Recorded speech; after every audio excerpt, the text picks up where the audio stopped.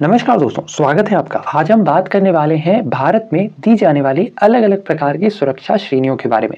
जैसे एक्स हुआ, Y plus हुआ, जेड हुआ, इन सब के बारे में आज की इस वीडियो में डिटेल से बात करेंगे। जैसा आपने सुना होगा कई दफ़ा कि किसी फलाने व्यक्ति को वाई की सुरक्षा दी गई है ना, किसी फलाने नेता को वाई प्लस की सुरक्षा दी गई है। तो आज की इस वीडियो में इसे ही समझने की कोशिश करेंगे। तो बिना ज़्यादा समय लिए चलिए वीडियो को शुरू करते हैं।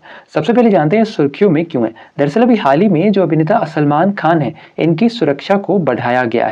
असल में इनकी सुरक्षा को लॉरेंस बिश्नोई गैंग की धमकी के बाद जो इनकी पहले की सुरक्षा थी वाई कैटेगरी की, उसे अब इनहांस किया गया है और ये अब बढ़ाकर वाई प्लस कैटेगरी की सिक्योरिटी सलमान खान को प्रोवाइड कराई गई है। इसके साथ ही साथ अभी हाल ही में जो सुपरस्टार अमिताभ बच्चन है, इनकी भी सिक्योरिटी को बढ़ाया गया है। पहले जहां अमिताभ बच्चन को एक सामान्य सुरक्षा श्रेणी दी जाती थी, इसे अब बढ़ाकर एक्स कैटेगरी का कर दिया गया है।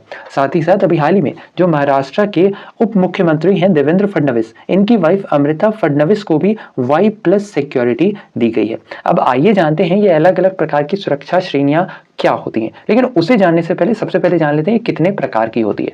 दरअसल में भारत में कुल 6 प्रकार के सिक्योरिटी कवर्स होते हैं। कौन कौन? इनमें एक होता है एक्स सिक्योरिटी, इसके बाद आता है वाई सिक्योरिटी, फिर होता है वाई प्लस, फिर होता है जेड, फिर होता है जेड प्लस और आखिर में आता है एसपीजी यानी स्पेशल प्रोटेक्शन ग्रुप।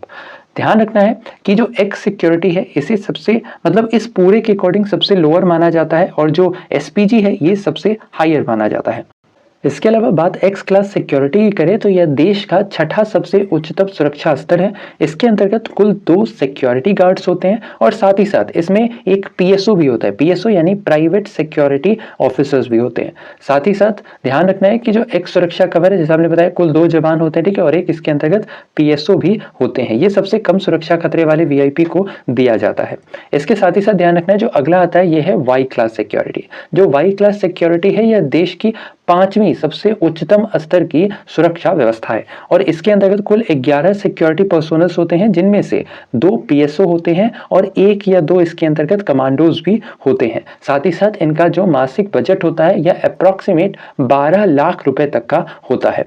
इसके अलावा बात वाई प्लस सिक्योरिटी की करें तो जो वाई प्लस सिक्योरिटी है यह दरअसल में देश का चौथा सबसे उच्चतम सुरक्षा व्यवस्था है। इसके अंतर्गत कुल 11 सिक्योरिटी पर्सोनल्स होते हैं, जिनमें से 2 से लेकर 4 कमांडोज इसमें हो सकते हैं और साथ ही साथ इसमें 3 पीएसओज भी होते हैं। इसके अलावा जो वाई प्लस सिक्योरिटी है इसका जो कुल मंथली बजट है यह तकरीबन 15 लाख रुपए तक का आता है। साथ ही साथ अभी हाल ही में जो गौतम अडानी है, इन्हें वाई प्लस सिक्योरिटी दी गई है। ध्यान रखना है अभी हाल ही में, हालांकि इस पर विचार भी चल रहा है, अब हो सकता है इन्हें आने वाले समय में जेड की सिक्योरिटी प्रोवाइड करा दी जाए। इसके अलावा बात करें जेड क्लास सिक्योरिटी की तो जेड क्लास सिक्योरिटी जो है असल में देश की तीसरी सबसे उच्चतम स्तर की सुरक्षा व्यवस्था है। इसके अंतर्गत कुल 22 सिक्योरिटी गार्ड्स होते हैं और इन 22 सिक्योरिटी गार्ड्स में 4 से 5 एनएसजी कमांडोज होते हैं। साथ ही साथ इसके अंतर्गत कुल 3 पीएसओज होते हैं, 3 या फिर 3 से ज्यादा भी हो सकते हैं। इसके अलावा इसके अंतर्गत दिल्ली पुलिस, आईटीबीपी या सीआरपीएफ के कमांडोज भी होते हैं और साथ ही साथ इसमें लोकल पुलिसमैन यानी कि जिस भी स्टेट से वो पर्सन बिलोंग कर रहा है, ठीक है, उस स्टेट की पुलिसमैन भी उनकी सिक्योरिटी में होती है। इसके अलावा बात करें जो जेड सिक्योरिटी होती है, इसकी जो मंथली बजट है यह अप्रोक्सीमेट तकरीबन 16 लाख रुपए तक की बैठती है। इसके साथ ही साथ ये जो जेड कैटेगरी सिक्योरिटी है भारत में कई सारे लोगों को दी गई है और जैसा कि अभी हाल ही में चर्चा चल रही है कि आने वाले कुछ समय में जो गौतम अडानी है इन्हें जेड ग्रुप की सिक्योरिटी दी जाएगी। इसके अलावा बात जेड प्लस की करें तो जो जेड प्लस क्लास सिक्योरिटी है यह देश की दूसरी या फिर हम सिंपली कहें तो जो एसपीजी है, ठीक है ना, उसके बाद यह भारत की सर्वोच्च सुरक्षा श्रेणी है। और जो जेड प्लस क्लास की सिक्योरिटी होती है इसके अंतर्गत कुल 55 मेंबर्स की वर्कफोर्स होती है, जिसमें से कुल 10 से भी ज्यादा इसमें एनएसजी कमांडोज और पुलिस पर्सोनल्स होते हैं। इसके साथ ही साथ इसमें जो कमांडोज होते हैं यह दरअसल में मार्शल आर्ट्स और साथ ही साथ कॉम्बैट के एक्सपर्ट होते हैं। साथ ही साथ जेड प्लस सुरक्षा श्रेणी में राज्य के पुलिसकर्मी भी शामिल होते हैं। इसके अलावा जो जेड प्लस क्लास की सुरक्षा होती है, इसका जो पहला लेयर होता है इसमें एनएसजी कमांडोज होते हैं और इसके दूसरे लेयर में एसपीजी कमांडोज होते हैं। साथ ही साथ यह जो जेड प्लस क्लास की सुरक्षा है यह मुख्यतः जो उपराष्ट्रपति होते हैं या फिर सुप्रीम कोर्ट या फिर हाई कोर्ट के जो जज होते हैं या फिर मुख्यमंत्री या फिर कोई बहुत ज़्यादा प्रोमिनेंट यूनियन मिनिस्टर है तो उन्हें दी जाती है, ठीक है। साथ ही साथ कोई प्रोमिनेंट लीडर है तो उन्हें दी जाती है, और किसी भी फेमस सिटीजन्स को Z+ क्लास की सुरक्षा दी जाती है। अगर प्रेजेंटली बात करें तो ये जो Z+ क्लास की सुरक्षा है यह कुल 40 लोगों को दी गई है, जिनमें कई सारे नाम है ना, जैसे अभी हाल ही में जो CDS चुने गए हैं अनिल चौहान, इन्हें भी Z+ क्लास की सुरक्षा दी गई है। इसके अलावा राष्ट्रपति रामनाथ कोविंद को, जो कि फॉर्मर प्रेसिडेंट हैं, है ना, इन्हें भी Z+ क्लास की सुरक्षा दी गई है। इसके अलावा योगी आदित्यनाथ, राहुल गांधी, अरविंद केजरीवाल, है ना, अमित शाह, इन सभी को Z+ क्लास की सुरक्षा दी गई है। साथ ही साथ Z+ क्लास की सुरक्षा के अंतर्गत ही बुलेट प्रूफ कार भी दिया जाता है। इसके अलावा जो Z+ क्लास की सुरक्षा होती है, इसका जो मंथली बजट है यह तकरीबन 20 लाख रुपए तक का बनता है। इसके अलावा बात SPG सिक्योरिटी की करें, अच्छा यहाँ ध्यान रखना, यहाँ जो दे रखा है ना, ये अलग अलग नाम है, ये एक्चुअली में वर्ष 2019 के डेटा के अकॉर्डिंग ये दे रखा है। इसके अलावा बात SPG सिक्योरिटी की करें तो जो SPG सिक्योरिटी होती है यह देश की सबसे ऊंचे स्तर की सुरक्षा व्यवस्था होती है, और ये जो SPG सिक्योरिटी है यह मेनली प्राइम मिनिस्टर यानी कि जो प्रधानमंत्री होते हैं और जो पूर्व प्रधानमंत्री होते हैं, केवल उन्हें ही यह सुरक्षा व्यवस्था मुहैया कराई जाती है।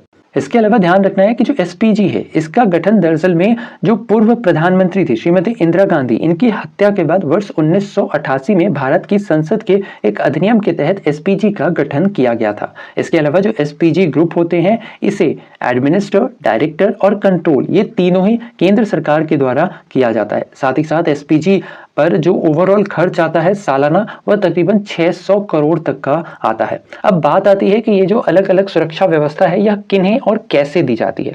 ध्यान रखना है कि ये जो सुरक्षा व्यवस्था है यह मुख्यतः prime minister, president, chief minister, union minister हो, कोई MP हो, MLA हो, ठीक है, या फिर काउंसलर हो, ब्यूरोक्रेट हो, जज हो, फॉर्मर जज हो, बिजनेसमैन, कॉमन सिटीजन, सेंट या फिर फिल्म आर्टिस्ट या फिर क्रिकेटर, इन सभी को यह सुरक्षा व्यवस्था मुहैया कराई जाती है। लेकिन किस संदर्भ में, यह भी पता होना चाहिए। ध्यान रखना है कि यह सुरक्षा व्यवस्था तभी दी जाती है जब उस पर्टिकुलर व्यक्ति को उसकी जान का खतरा हो, ठीक है। और अगर कोई व्यक्ति यह सुरक्षा व्यवस्था लेना चाहता है तो सबसे पहले उसे जो सरकार है, जो केंद्र सरकार है, उसे एक्चुअली में एक आवेदन देना होता है। उस आवेदन में बाकायदा ये उन्हें बताना होता है कि उनकी जान को खतरा है। जब ये आवेदन सरकार को प्राप्त होता है तो सरकार की जो खुफिया एजेंसीज हैं उसकी मदद से यह पता करती है कि क्या वाकई में उस व्यक्ति को सुरक्षा की जरूरत है, या फिर कई दफा ऐसा भी होता है एक्चुअली में कि जैसे कुछ नेता लोग होते हैं, ठीक है, वो अपना एक्चुअली में एक भौकाल दिखाने के लिए भी जो है सिक्योरिटी रखते हैं, राइट। तो वैसे कंडीशन में क्या होता है कि जो केंद्र सरकार होता है उसका खर्च काफी ज्यादा, मतलब खर्च, एक्स्ट्रा खर्च बढ़ जाता है, ठीक है। तो उस खर्च को कम करने के लिए ही इसका जो प्रोसेस है ये कुछ इसी तरीके से बनाया गया है कि जो भी व्यक्ति अप्लाई करता है सबसे पहले उसके रिगार्डिंग जो भारत सरकार की खुफिया एजेंसीज हैं वो जांच करती हैं कि क्या वाकई में उस व्यक्ति को सुरक्षा की जरूरत है। अगर है तभी वह सुरक्षा दी जाती है, और अगर किसी व्यक्ति को सुरक्षा की जरूरत होती है तो उसके बाद ध्यान रखना है कि उसके बाद एक्चुअली में 3 मेंबर्स की एक कमेटी भी बनती है। इसके अंतर्गत होम सेक्रेटरी होते हैं, डायरेक्टर जनरल होते हैं और चीफ सेक्रेटरी होते हैं, ठीक है। इन तीनों के द्वारा यह डिसाइड किया जाता है कि उस पर्टिकुलर व्यक्ति को किस प्रकार की सुरक्षा मुहैया कराई जाएगी, यानी कौन सी श्रेणी की सुरक्षा मुहैया कराई जाएगी, ये डिसाइड किया जाता है इस कमेटी के अंतर्गत। तो ये था हमारा आज का वीडियो। उम्मीद करते हैं आज का हमारा ये वीडियो आपको इन्फॉर्मेटिव लगा होगा। वीडियो अगर पसंद आया है तो वीडियो को लाइक शेयर, नए हैं चैनल पे तो चैनल को सब्सक्राइब करना बिल्कुल ना भूलें। इसी तरह के इन्फॉर्मेटिव वीडियोस के लिए तो बस आज के लिए इतना ही। अपना ख्याल रखें, स्वस्थ रहें, सुरक्षित रहें। आपसे फिर अगले वीडियो में मुलाकात होगी, तब तक के लिए धन्यवाद। Goodbye, take care.